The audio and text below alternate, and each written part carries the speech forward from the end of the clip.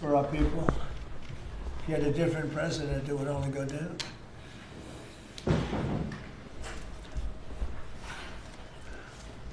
Hello, everybody. Thank you.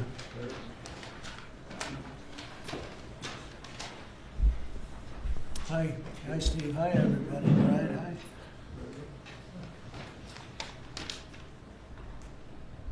Do you want to bring that camera over there? It's okay. Bring him over there.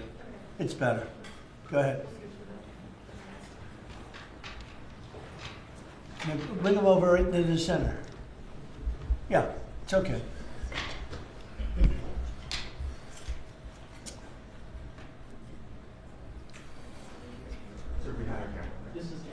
This is the head on.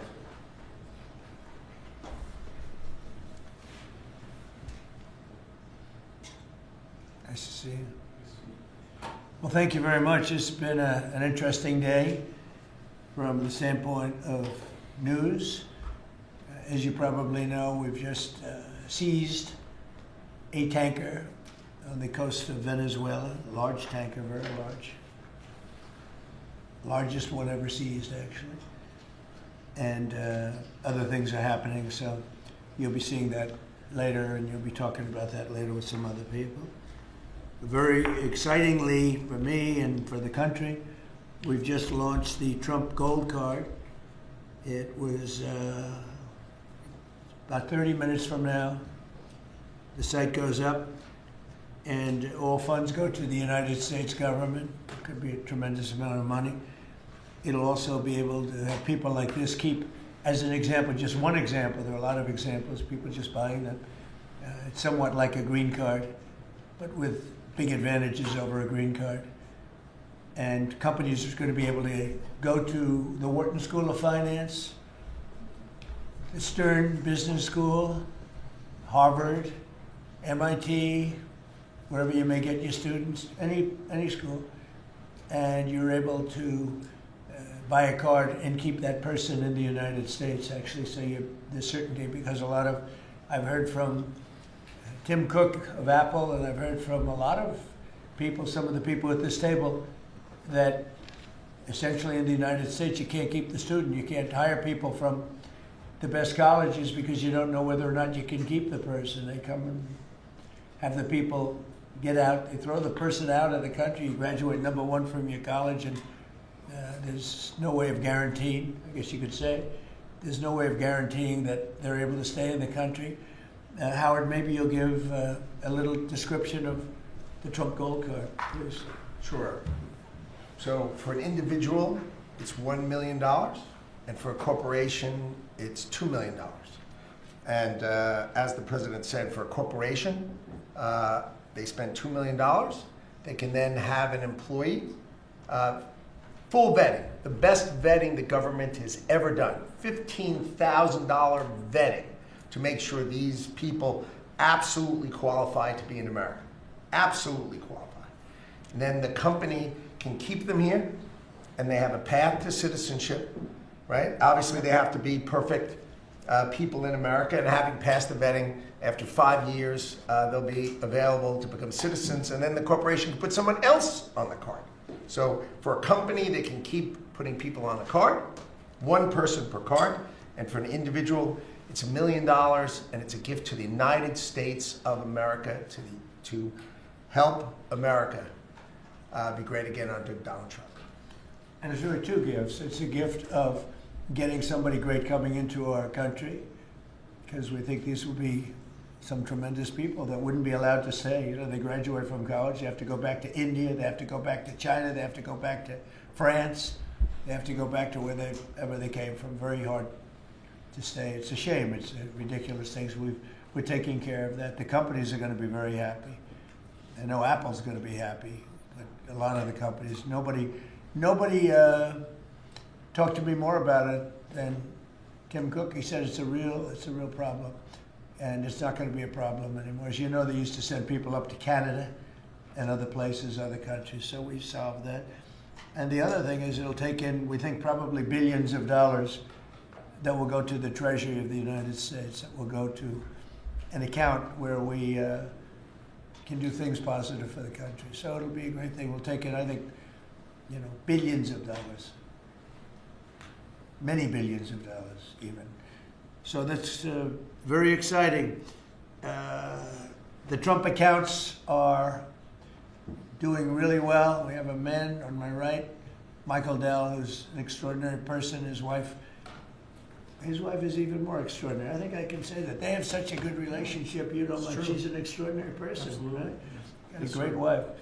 But they're two great people. And as you know, last week Michael contributed $6,250,000,000. And this is just something that's so special. So many people are in love with that. He understood it right from the beginning. It was his idea, and he understood it right from the beginning. Could you give maybe just a little description of why you loved it for such a long period of time? And we were able to get it through the great big beautiful bill, basically. That's how what gave us the authorization to do it. Michael, please. Yeah, absolutely, sir. So, when we first heard about this idea, the idea was that the government would give $1,000 to a newborn baby Right. in an account that they would own, and it would go in essentially the S&P 500 and compound. And when the child becomes 18, they could use that money to go to college, to buy a home, to start a business, to continue saving. And I thought that was a great idea. I thought that'd be great if companies matched the government's contribution, which we're doing, and a lot of the companies around the table have committed to doing that. And also thought about this is, wow, this is going to be like a platform for families and communities and philanthropists to contribute to those accounts. And so we originally started with the idea of, well, what if we gave some money to all the kids in our home state of Texas, right? We thought that would be a nice thing to That's do. still a lot. Yeah, it is. 1 out of 10 new kids in America are born in Texas.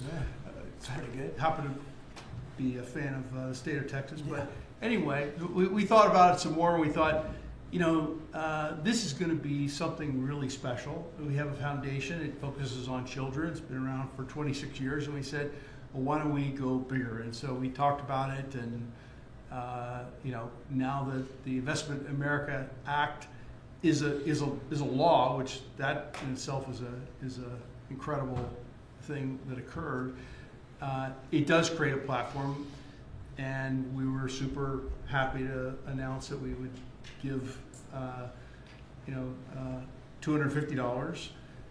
We arrived at $250 because next year will be the 250th birthday of America and 25 million children. We thought that was a nice thing to do because it would include most of the children that are 10 and under, that are not part of the government program, that live in zip codes where the median income is less than $150,000. And that was also an important part of our contribution. And I do believe there will be a number of other large gifts announced. I've already spoken with a few that will be announcing gifts at the state level, Right. and more to come. Yeah. It's amazing, and it's amazing the vision you have, but that's why you're so successful, frankly. And to think that Michael started off with not a lot of money, I would say, right? Not too much, like very little. And he can give a gift of $6,250,000,000, and I know he said he's going to do a lot more. It's pretty amazing. It's really a beautiful thing to watch. So great for our country. So we have the Trump accounts are doing really well, and it's become, I have to tell you, just everyone's talking about them, beyond what I would have even thought. And it's going to make some young people relatively very wealthy. And in some cases, they could really be off to a great start. So some people have had that advantage and some people haven't, but it's a wonderful thing. Thank you to you and your beautiful wife. Thank you you, very sir. much. So it's a pleasure to welcome so many brilliant minds and distinguished business leaders back to the White House. I love these brilliant minds, including Michael Dell of Dell Technologies, who makes a great product. And I want to thank him for what he's done, what we just discussed, the accounts. We also are grateful to be joined by Enrique Lores of HP. So thank you very much, Enrique. Great job you're doing.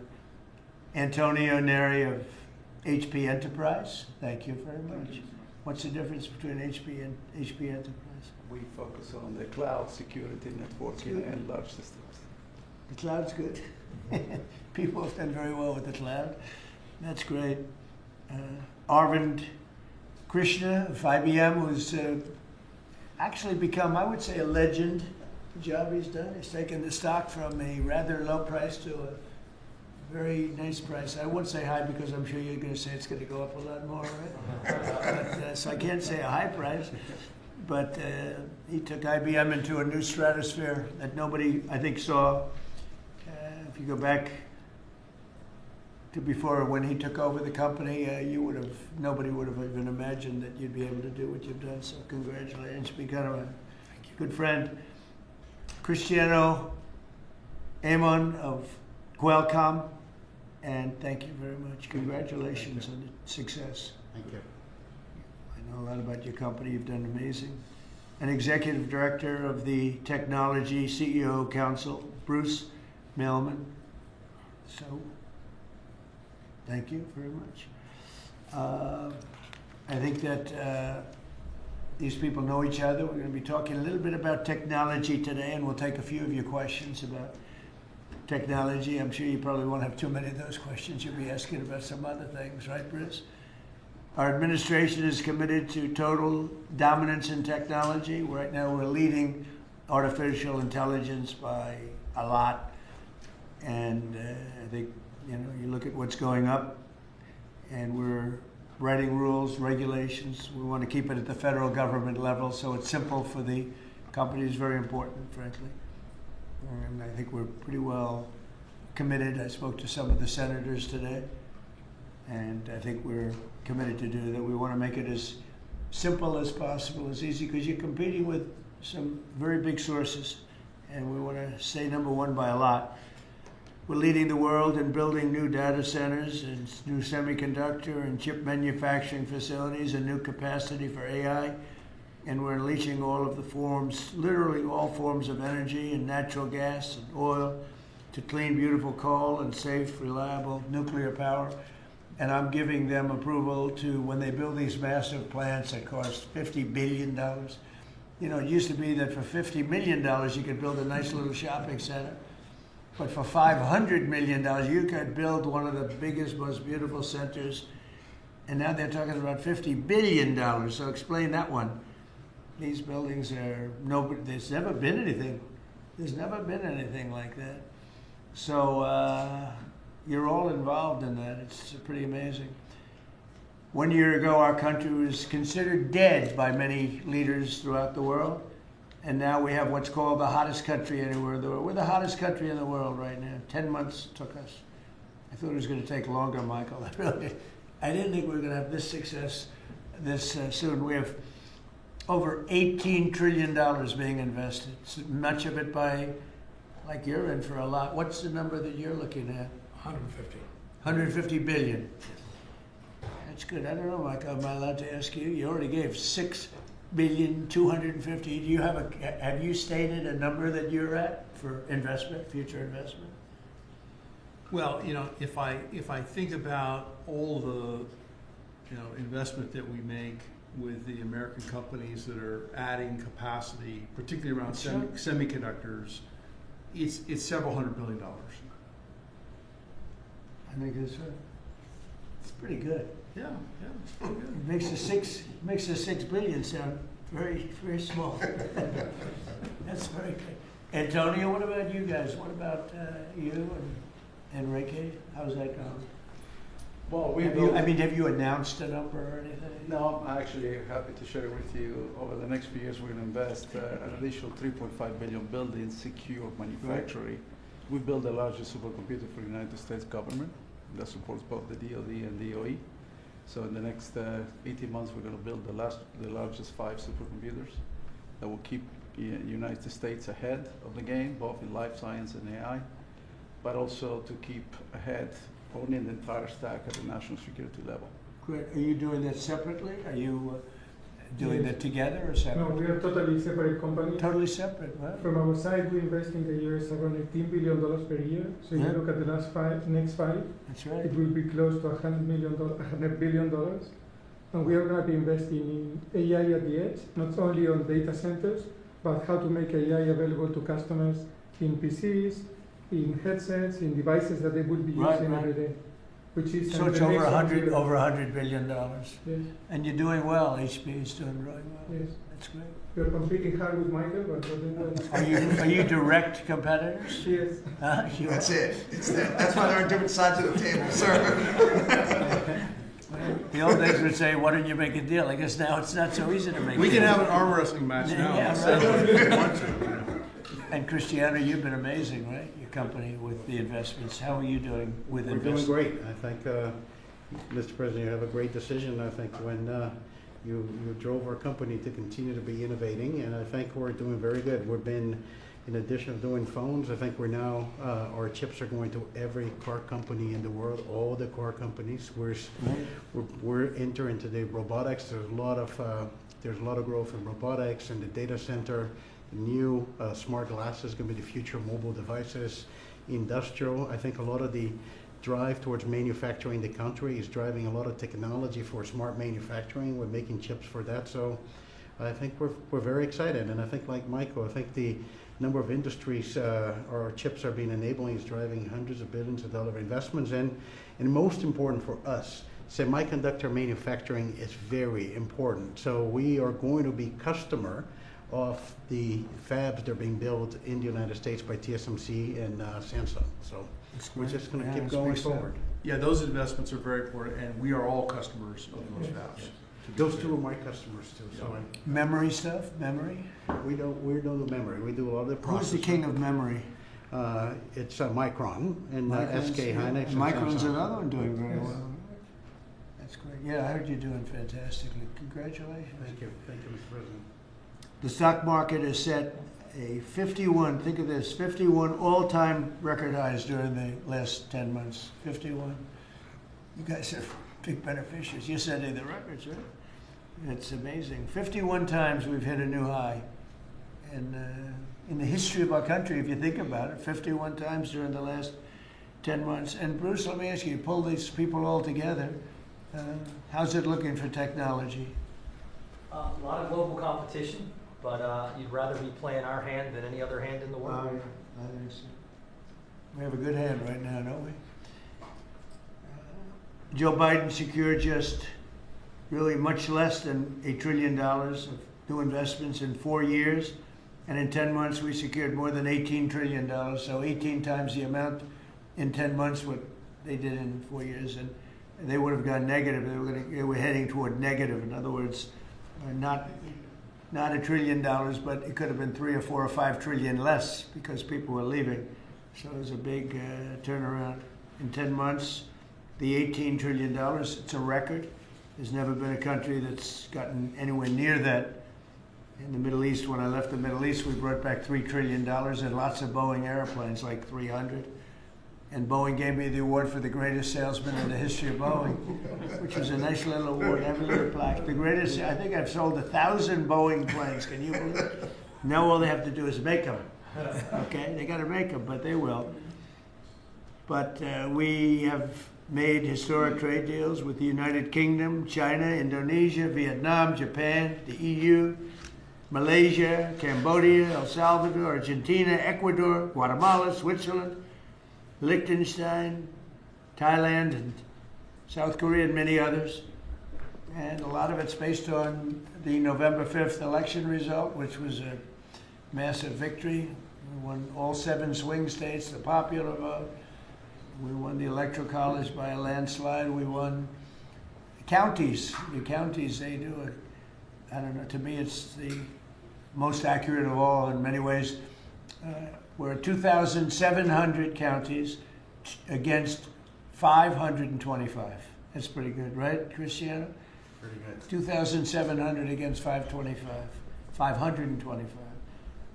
That's why when you see the maps are all red, except for 2 little blue lines on the right and the left side of the map.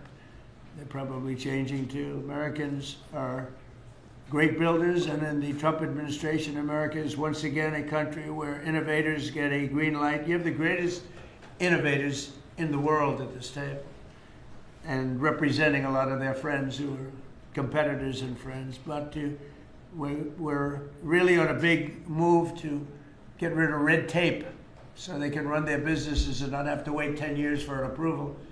In the old days, getting some of these approvals for plants that are already being built would have taken 10, 15, even 20 years prior to rejection. You'd get rejected. You'd work 20 years and then you'd lose 5 to 4. And we're getting plants approved in a matter of weeks. The biggest plants ever built in a matter of weeks.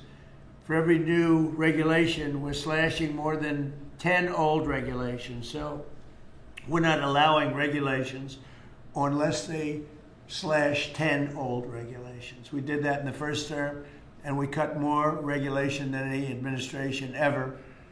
In our first term, we have the all-time record. I think we're exceeding it here. In fact, now it's 1 in 24 is the number we're at. It's 1 in 10 you have to do, otherwise we're not letting you do it. But we're actually up to 1 in 24, so we get rid of 24 regulations for every one. That's not a bad deal, right? And it's been very exciting, actually. But including, we're allowing 100 in the Great Big Beautiful Deal. We're allowing 100% expensing for capital expenditures, including investments in factories and equipment and structure. So including even structure. So that if Michael goes out and builds a factory, you can take it against tax immediately, the whole thing. You don't have to wait 38 years or do it over a 38-year period. And I think that's what made the first tax cut, which we, by the way, got extended in this tax cut. So, and you add it up, it's the biggest tax cut in the history of our country. But I think that the expensing factor, and it's good for 10 years too, I think that's the, maybe was the reason that so much growth was, there were other reasons, but so much growth was gotten in the first term. So earlier this year, I said that the challenges of our time demand a new spirit of patriotism and national loyalty in Silicon Valley, smart people, and from the whole technology sector. And that patriotism is on huge display here in this room with some of the most brilliant people.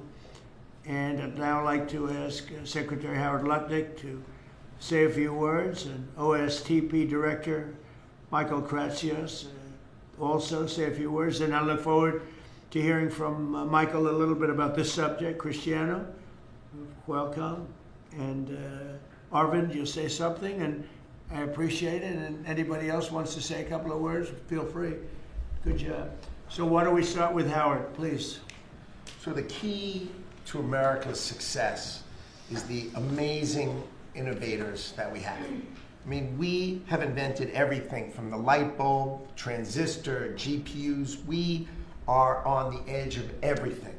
And we need to keep being on the edge. And the people at this table and this industry is why America's great. We need to build here.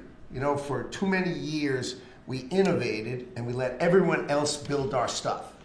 And we just can't do it anymore. So with President Trump coming and winning the election on November 5th, we changed that, and now we're going to build it here. You've done everything you can, and you've heard trillions and trillions of dollars of technology build coming home to America to protect and defend us and use our innovations here.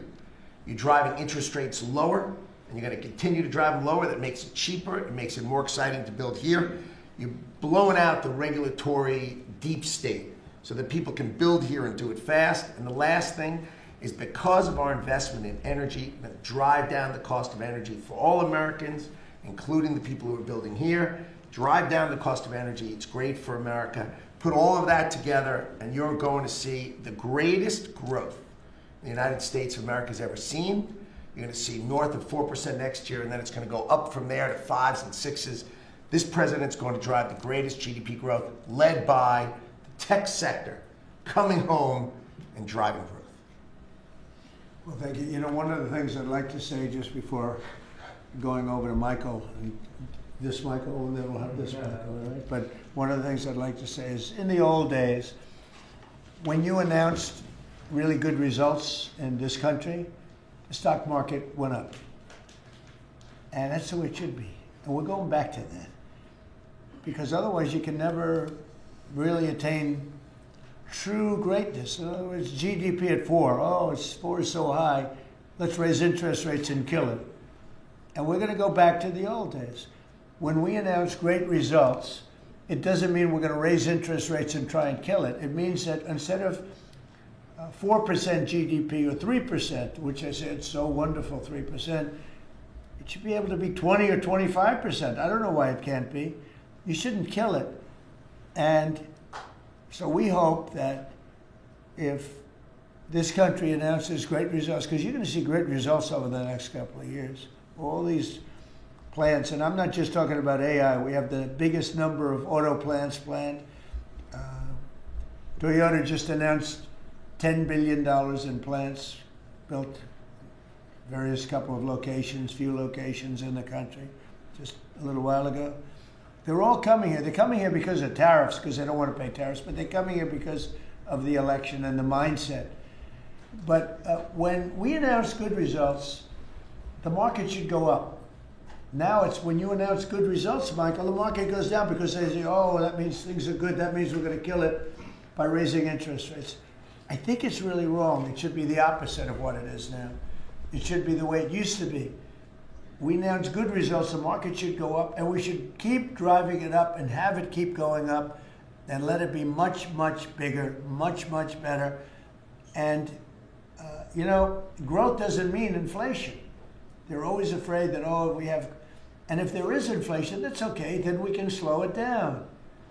But we should be able to do a lot better than 3 and 4. We're scheduled to be at 4%, which is pretty amazing because we have a deadhead Fed hair. I mean, this guy, the head of the Federal Reserve is a stiff. And, you fight that. It's amazing. We fight that, and yet interest rates are going down, except with him, not too much. He did a rather, I would say, a rather small number that could have been doubled, at least doubled. And that's the other thing. I think the rates for the United States are always the lowest in the world, because without us, there is no world. Without this economy, there's no world. You could go to some of these wonderful countries that you think are so great. Well, one of the reasons they're great is because we allowed them to get rich off of us. We didn't charge them anything. You look at some of the deals, I don't want to say, use Switzerland as an example, but Switzerland paid almost nothing in terms of a tariff or a tax or whatever you want to call it, license. They paid nothing, and they're paying now. They're paying a fair amount. I had them at 39%, but I decided to be nice. I was nice, and I think they like us a little bit better. But the money you're talking about is enormous. Our country is a very rich country. But if we do well, the market should go up and the value of our country should go up. And if we do poorly, the market then should go down. It shouldn't be the opposite. And if we go up, we should encourage it to go up more. And those numbers, when you say, 3% of GDP or 4% of GDP, they should be much higher. So, I've wanted to say it. I do say it. I believe it. And we have to get a mindset that when a country's doing well, you don't want to kill the growth. That's what they're doing. They kill the growth. I don't know if you guys even agree with that. They kill the growth because they're so afraid of inflation. But you can have tremendous growth without inflation. Everything goes up with the growth. But that's not inflation. So I think we can do much better than traditional numbers. And you see that. You see that with what we're doing. We're leading in everything. And now, and remember this, as far as prices are concerned, and they talk about affordability, I inherited the worst inflation in the history of our country. They say it was 48 years, but I say it was the history. What difference? It's 48 years, they were telling me. And they said I was being inaccurate because I said the history. I think 48 years is a long time, but it's actually, I disagree. I think it's the history.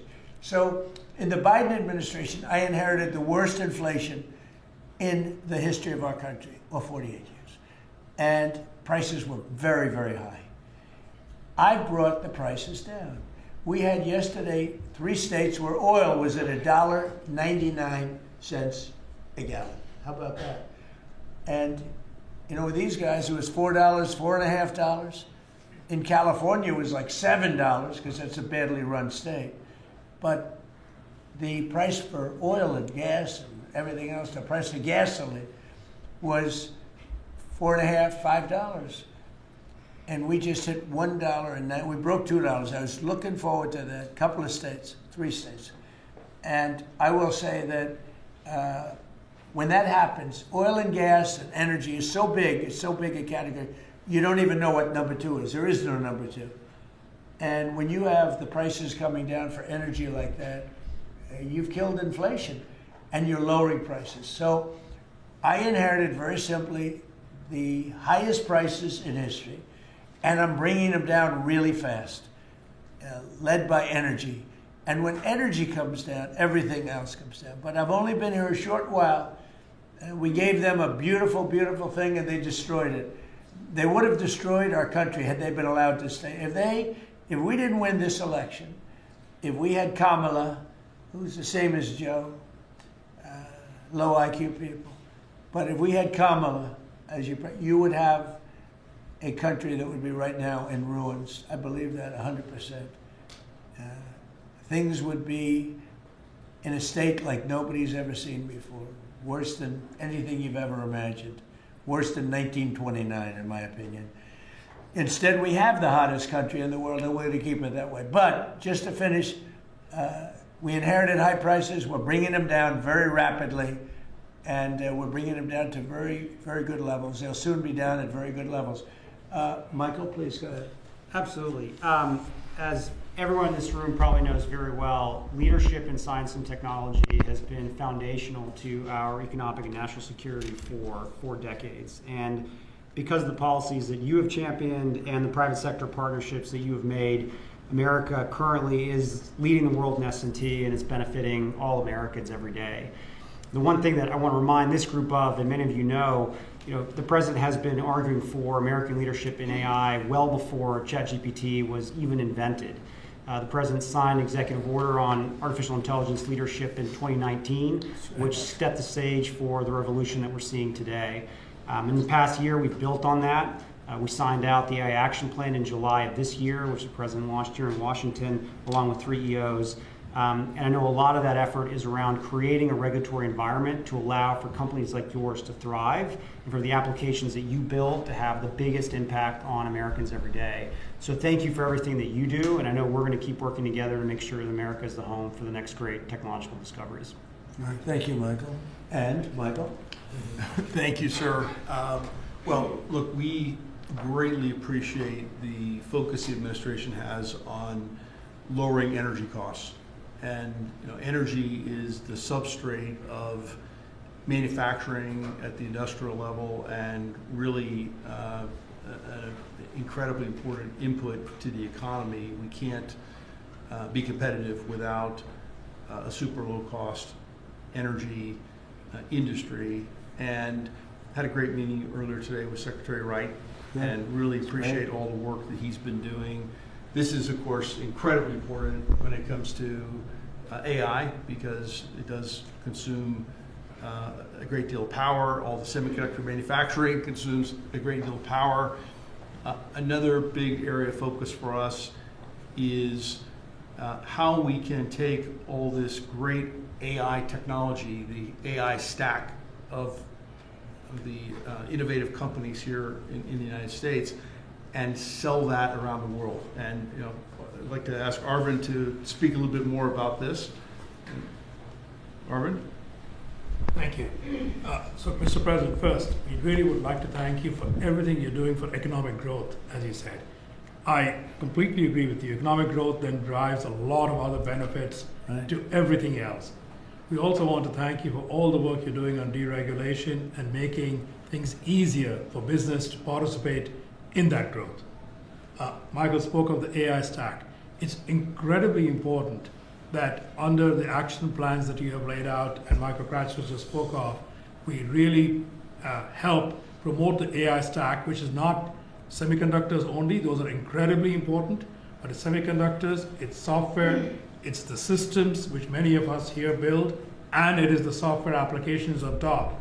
The ability to take those to all of friends in countries. So all the friendly countries is going to be very, very important. And we wish to work with your government to make sure that we can do that, because otherwise we're afraid that competing countries are going to be able to get that stack. So we would say that. Anything that you're looking at that we can help you with so that you create a bigger and better IBM and hire a lot more people? Anything you need? A few countries, we'll speak to members of your administration to make sure that those can go and that barriers get lowered for being able to do it quickly. We agree guardrails are necessary, but lower barriers would be very, very helpful. You mean tariffs? No, Because are these countries are they tariffing you any, making your life difficult? Are they doing anything else to make your life difficult? it's the ability to take certain systems which have semiconductors inside them into these countries. So right now, because we have controls on where all the semiconductors can go, then the entire system is restricted. That's what we want to do. The same as How many countries do that? Probably a half dozen. So I can tell you the countries already. I know. yes, I know every country very well. and We have ways of combating that quickly. So you'll let me know. And the last part I'd like to say is I'd also like to thank you for all that you're doing to help modernize government itself, because we think that that's incredibly important. You know, you made a number of announcements, but a couple that I'd just like to point out, we worked with Commissioner Frank Bisignano to help make Social Security better. So I would like to thank you for your help on that. Good. And we'll work with him on making IRS. He's done a fantastic job. He is. Frank's great. He's done a great job, Frank. He's had a great career, actually left a tremendous career where his salary, I think, was 100 times greater than it is now. And he was at JP Morgan Chase, and he's doing he did a great job at Social Security, quickly. And we hope to help him replicate that now at the IRS also. Very good. Thank you very much. Good job. Cristiano, please. Yes, just a few points. I think, first of all, Mr. President, thank you for your vision. Thank you for understanding the importance of the American private sector in industry, I think, in the growth of the economy. I want to just build on some of the things that were said by my colleagues. I think we have built probably one of the most advanced technologies in the world, and part of it is because I think the commitment to innovation that we have in the country, but also the fact that it has been American technology for the world. So I think we have an incredible opportunity. When I think about what Michael said about exporting AI, I had a conversation with Secretary Howard. Now that the trade deal's been made, is an opportunity to really build on those trade deals and export, I think, American technology. And also, as we think about the technology, it's an important vector to drive the reindustrialization, I think, of the country with technology. So we're incredibly excited about that. I think it's a big opportunity. I think it's the next wave of growth that we can build on those trade agreements. And I think it resonates with also Arvind said about the importance of the American technology stack. And then we're just going to finish with 2 points. There are 2 exciting things happening in the world of technology coming right now. One is as AI become the new form of computing, AI is going not only to the data center, but to everything, to cars, to PCs. And we see now the ability to run models that you can only run AI in the data center. You can run that on a microcomputer, on a computer for Enrique, on a server, with small server on premise. So I think we're going to see the proliferation of AI. The other one is 6G. We had made commitment working with your administration, working with FCC. We're going to accelerate 6G. We're working to have a launch first in the world in the LA Olympics. And I think that's another opportunity for America to lead in the next wireless evolution. So thank you. Thank you for the opportunity. Thank you for the partnership. And we're going to be hard at work, I think, driving that agenda. So we're into 6G now. I just finished 5G. I was a leader on 5G, getting that done. And now they're up to 6. Let's do it again. What does that do? Give you a little bit deeper view into somebody's skin? See how perfect it is? I like the cameras the old days. So they just had a nice feature. Now they cover every little. Let's see, Michael, well, you're in good shape. You're not gonna. But I tell you, it's the 6 is coming, huh? It's coming. Does it ever end? And what happens? You'll be into 7. Right, before 6 gets old, you'll be into 7. Anybody have anything else to say? Anybody? I think that the other thing is we want to thank you as well for the openness of your organization and your team. We always find people that wants to hear what we need and is willing to design programs that will support us. So thank you for. Well, we're here to That's serve you. very We want you important. to just dominate the whole world in terms of what you do. It's a very important world. And you're doing that, and we're making it easy for you. And that means you're going to do it faster. It's more jobs, and a lot of good things happen. Right? Go ahead, Maybe, please. Mr. President, you may not recall, but in your first term, you actually sponsored the Department of Energy to build the largest systems ever built. And thanks to your sponsorship, the Department of Energy owns the 3 top supercomputers in the world. Yep. And we build them with them. And these are systems that can do quintillion operations per second. And that means we can solve I know. I a lot remember. of We made that possible. a lot of It's worked out very well. Good. solve problems. So now we're going to build the next generation again. Good. Sounds good to me. Any questions, please? Mr. President, thank you. Can you explain a little more about this Venezuelan oil tanker and share a little more information? Well, I'll let the people do it, but you see the result, and I guess they probably have released the pictures by now or pretty soon. You'll discuss that with the appropriate people later on, but no, it was seized for a very good reason. Mr. President, it's not about Cuba. Sir, there's a new proposal from DHS that would see tourists from a lot of countries have to hand over 5 years of social media history to get a tourist visa. Are you concerned at all that if that's implemented, there would be a decline in tourism next year? And what sort of material do you think is... We're doing so well. We just want people to come over here and safe. We want safety, we want security, we want to make sure we're not letting the wrong people come into our country. We're getting rid of a lot of bad ones from jails, from mental institutions, drug dealers. And we're getting a lot of bad people, murderers. 11,888 murderers, half of them, almost exactly half of them, committed more than one murder. We're getting rid of them. In some cases, we don't even want to get them out. We put them in jail because we're afraid they're going to come back into our country. We're not going to let them back in. So we've taken a very tough stand. And you see where we've been, like Washington, D.C. now, people walk down the streets. They go into restaurants at night. It's beautiful. It's like this beautiful thing to see because till I got here, this was a very, very bad place. We had a terrible thing happen 2 weeks ago with terrorism with regard to 2 National Guards people that are so phenomenal. One is no longer with us, and one, amazingly, we weren't looking with great hope on that, that Andrew. And today he got out of bed, actually, stood up, didn't say anything. It's a little early, but the chances of Andrew, other than his mother who said, nope, he's going to be okay. His mother was the most positive person. And could be that she'll be right. It's pretty amazing. Made progress.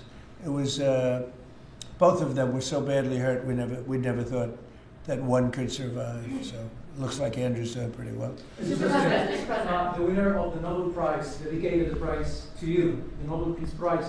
And she left Venezuela at a great risk to make it to the ceremony. There is a risk she could be arrested, actually. What would happen if she's arrested? What message do you send, or would you send to Nicolas Maduro? Well, arrested by who? The Nobel Prize Committee? That's probably the ones that would arrest. I don't know anything about it. She was very gracious. She said I should have gotten the Nobel Prize, and I don't, I'm doing this to save lives. I'm not doing it for any other reason. But no, I don't like if she would be arrested. No, I wouldn't be happy with that.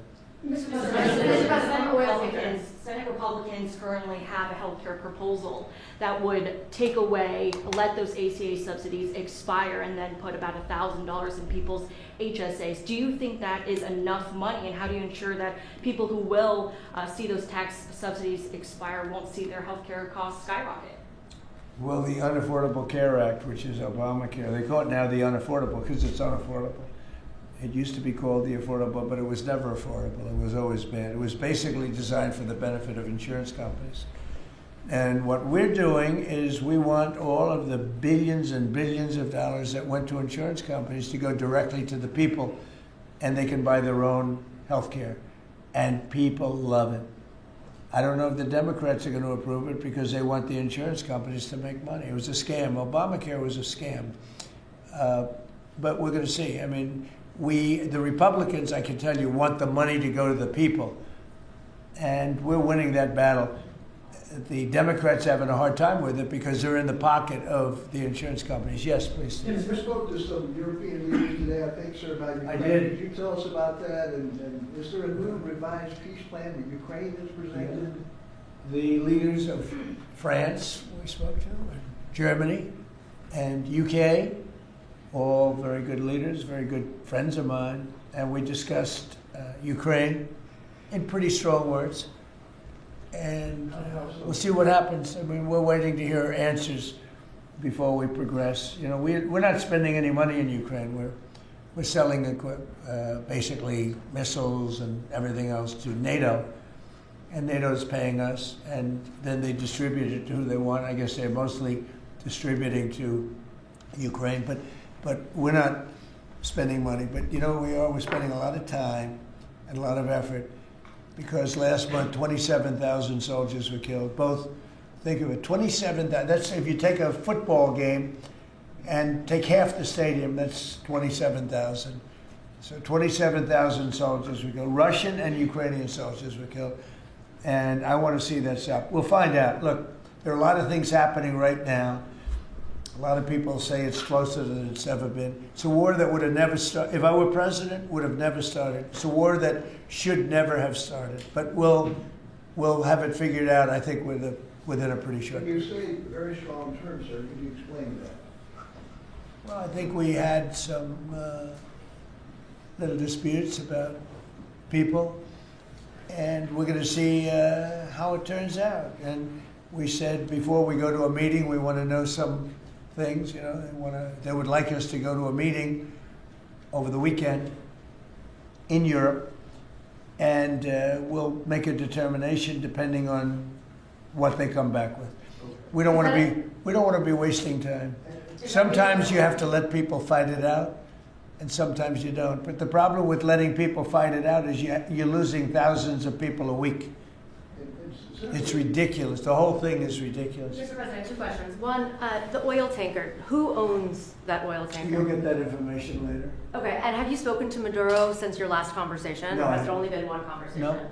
And when you say that the European leaders want to have a meeting over the weekend, are you talking about with Zelensky or with them?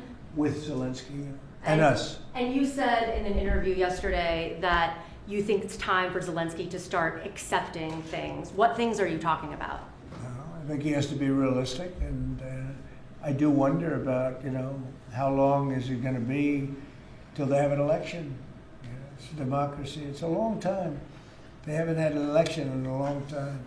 It's losing a lot of people, and it's possible that the people, you know, if you look at the polls, I will say 82%. There was a poll that came out. 82% of the people are demanding a settlement be made. Ukrainian people. They want to see a settlement be made. I understand that. They're losing thousands and thousands of people a week. They want to see it ended. And I do say, you know, at what point, when do they have an election in Ukraine? That's not casting dispersions on anybody, but they do have a massive corruption situation going on there. And they do say, you know, when are they, people are asking this question, when do they have an election? Are they going to have an election? Or are they going to just keep it going like this? So I think it's time to get that war settled. And I think it's a war that can be settled. But it takes two to tango. Mr. President, Warner about the new owners of Warner Brothers Discovery to make changes at CNN, big changes, and have you spoken to Jared about it? What are you doing with him, or are you sort of wall him off a little bit? So what do you want to know? What changes do you want to see at CNN under new ownership? Well, I'm not involved in that. I will be probably involved, maybe involved in the decision. It depends. You have some good companies bidding on it. I think the people that have run CNN for the last long period of time are a disgrace. I think it's imperative that CNN be sold, because you certainly wouldn't want to put people, just leave those people with some money, good money, and CNN, so that, you know, they can spend even more money spreading poison, because it's lies.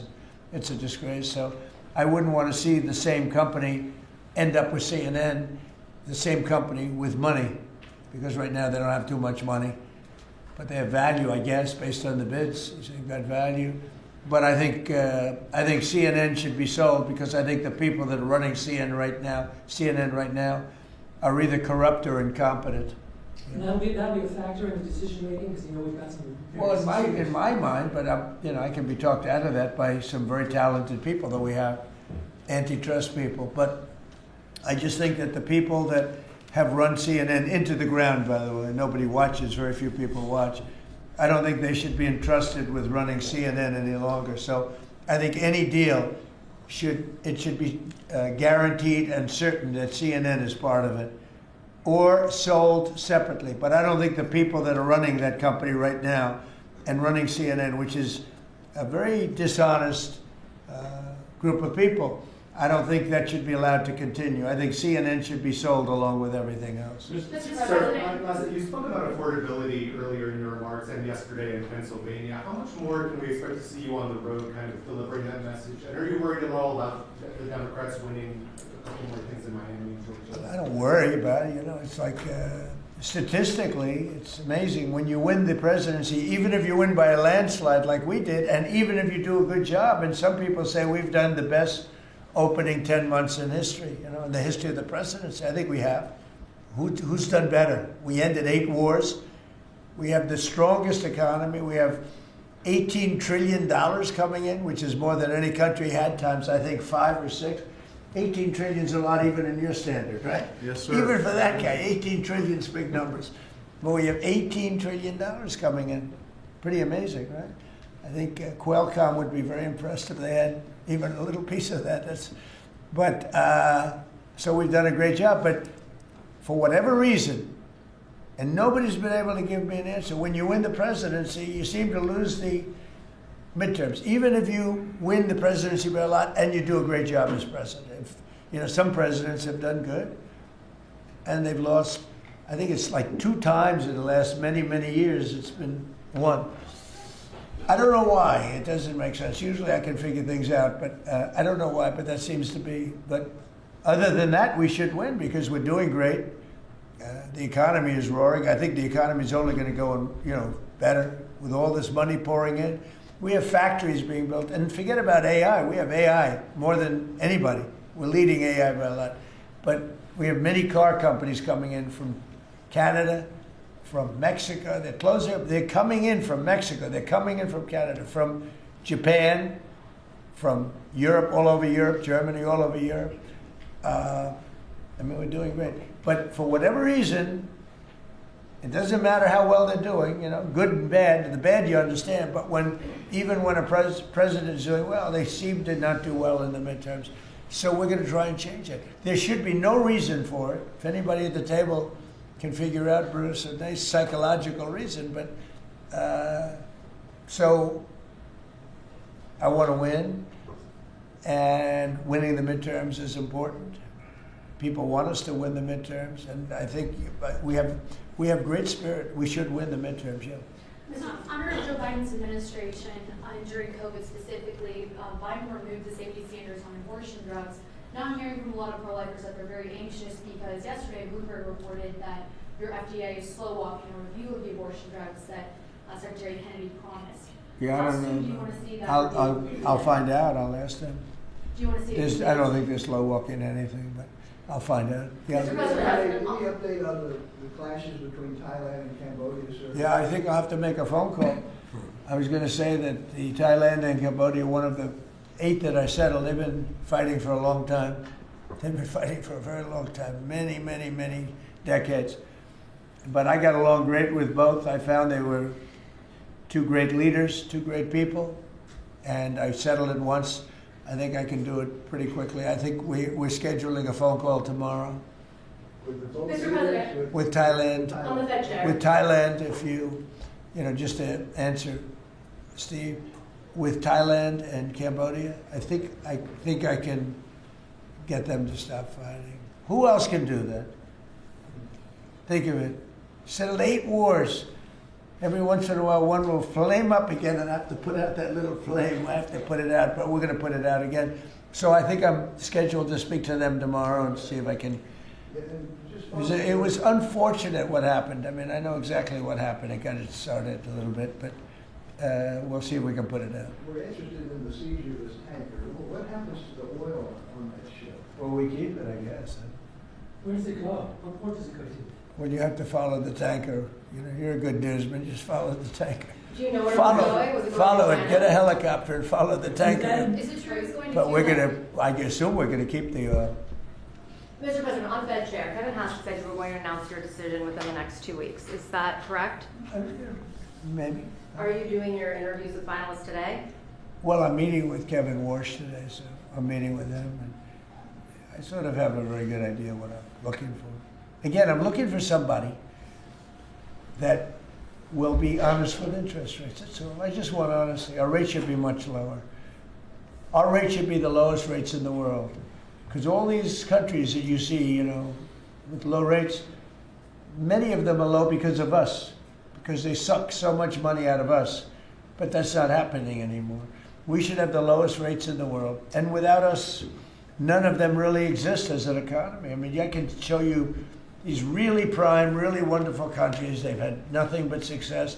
It's because they took so much out of the United States. I mean, it's one of those little problems. I want to see that when we do well, we're rewarded for doing well, not the way it's been for the last pretty long period of time. Are you asking for finalists to pledge to lower rates? Are you asking these finalists to pledge to lower rates if they become the chair? No, I'll be asking questions and I'll be able to figure it out. Mr. President, we have 3 countries sending drugs to the U.S., Mexico, Venezuela, and Colombia.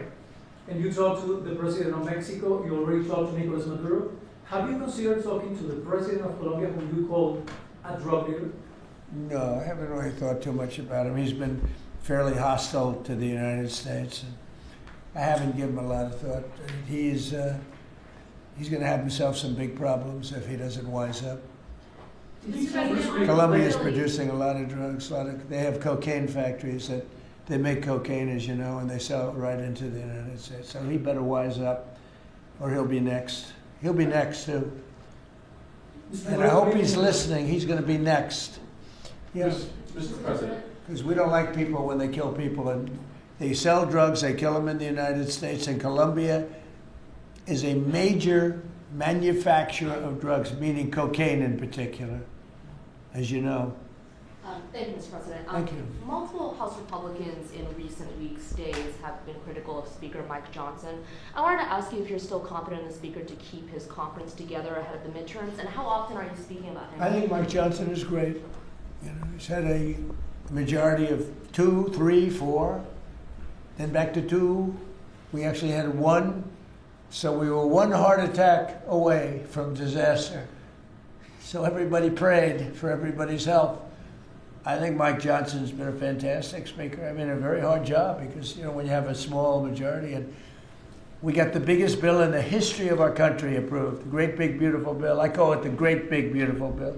There are different names for it, but to me it's a Great Big Beautiful Bill because it gives the biggest tax cuts in history, the biggest regulation cuts in history. No tax on tips, no tax on Social Security, no tax on overtime. I think Mike Johnson's been a great speaker. I think few people could have done that job. Do you want to see another big package move through Capitol Hill the next year, or? Well, we don't need it because we got everything. You know, this was supposed to be 17 bills. I think it was my idea, but, you know, with the concurrence of people that have done this a long time. And I said, why don't we make it 1 bill? Because it's very hard to get things approved by the Democrats. And it worked out because there was something good for everybody. If we would have done 17 bills, we wouldn't have gotten 1/3 of them approved. There was something great for everybody in the one, you know, the Great Big Beautiful Bill. Brian? Good to see you, Mr. President. Hi. I follow up on the event last night in Pennsylvania. Huge crowd turned Yeah, out there. big crowd. It seemed like Rally Trump was in prime condition last night. You enjoyed it. Can you just give me your thoughts on that? Then I do have a question on the gold card. Last night was amazing in Pennsylvania. We had a tremendous crowd. It was like freezing. And the people, the thousands of people on the sidewalk trying to get in on the streets. It was an amazing evening, actually, and I think people really enjoyed it. I enjoyed it. You could tell that. I can tell that you enjoyed it. I enjoyed it. I really did. Well, you know, it's easy to enjoy when you do a good job. And you know, when you can talk about things in a very positive way, it's hard not to say we have potentially the greatest economic boom in the history of the world. It's being built right now. And when it opens, there will be nothing ever in history like what's happening in our country. And, you know, Washington, D.C. is safe, and Memphis is now. Look at Memphis. Crime is down 60% in Memphis. We just got there 3 weeks ago. And we're going to have New Orleans. New Orleans we just sent a group of people there, and crime is down 28% in about 3 days. No, we do a good job, you know, and these are central casting people. These people they're very tough people if they have to be. They're very good, they're great patriots, but they are the toughest, and they don't take any nonsense. And every place we go, we knock down crime. Too bad that we're not invited more into Chicago, because we could save Chicago very quickly. But even that, we're doing it on a minimal basis until, you know, at some point we'll just go in and do what we have to do if the governor doesn't wise up. They got a bad governor, they have a bad mayor. I would say they're both incompetent, but it's hard to believe that people don't want to stop crime. We could stop the crime in Chicago in about 2 weeks. Go ahead. My question is on the gold card. I apologize if I missed the answer to this. Is there a limit to how many gold cards these companies can buy? Howard? So the program is part of the already approved visas. So we're just going to have great people come into this country. You know, the average green card holder earned less than the average American. So they were more likely to be on the dole and be on our assistance programs than average Americans. And the idea is from President Trump, he wants to raise it, bring in the best people into America. So same visas, but now just full of the best people. Basically, it's a green card, but much better, much more powerful, a much stronger path. And a path is a big deal. Have to be great people, but much stronger path. And it also, in addition to that, helps companies, because not only for companies, but if IBM gets somebody #1 in his class at the Wharton School of Finance, and you're dying to get the person, but you can't guarantee the person stays in the country, because oftentimes they'll say, I'm sorry, sir, you got to get out of here, you have 24 hours, right? And you say, where's my employee? Now IBM can buy a card, and that employee can be there for essentially a very long period of time. Mr. President, could you tell Bruce? It's so needed for the companies. You know, it's needed for others, but really it's basically a much better form of a green card. And you can't get green cards. They are impossible to get. This is much better than a green card. Yeah. Yes, so did you tell Bruce Blakeman not to run for governor, or that she should think about not running for governor? I haven't spoken to, first of all, he's a friend, she's a friend. These are two great people running. In a way, I hate to see them running against each other. I hope they're not going to be damaging each other. But Elise is fantastic, and Bruce is, they're two fantastic people. And I always hate it when two very good friends of mine are running. And I hope there's not a lot of damage done. Sometimes it works the other way. The victor ends up being much stronger because of it. A lot of times that happens in politics. You think you'll step in a couple months to actually see who performs? Well, I think in New York we have a convention toward the end of February, and I think you'll know pretty much at the end of February what's going to happen. And I'll probably have to, you know, do what I want to do. But I hope that he's running now, as you know, and she's running. We have two very talented people. Either one should win against the Democrats. Mr. President, the President Legacy story lately focuses on one of your cabinet members predicting that you're going to fire this one or you're going to get rid of that one. Of all your cabinet members, who would you perceive as the most under attack? Well, I think my cabinet's fantastic. I read these same stories that I'm unhappy with this one or that one, and I'm not. I think the cabinet's done a great job. I read a story that I was unhappy with Pete because he was attacking drug dealers. I said, that's not exactly right. I would say very much the opposite. Pete Hegseth has been phenomenal. I read a story recently. I'm unhappy with Christie.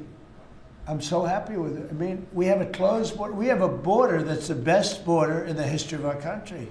Why would I be unhappy? She's fantastic, actually. No, we have a fantastic cabinet. Really fantastic cabinet. I mean, Lutnick I'll have to think about. No, Can't have everything. can't have everything. He's doing great. Well, Howard's done really well, and Scott's done really well. We have just a fantastic cabinet.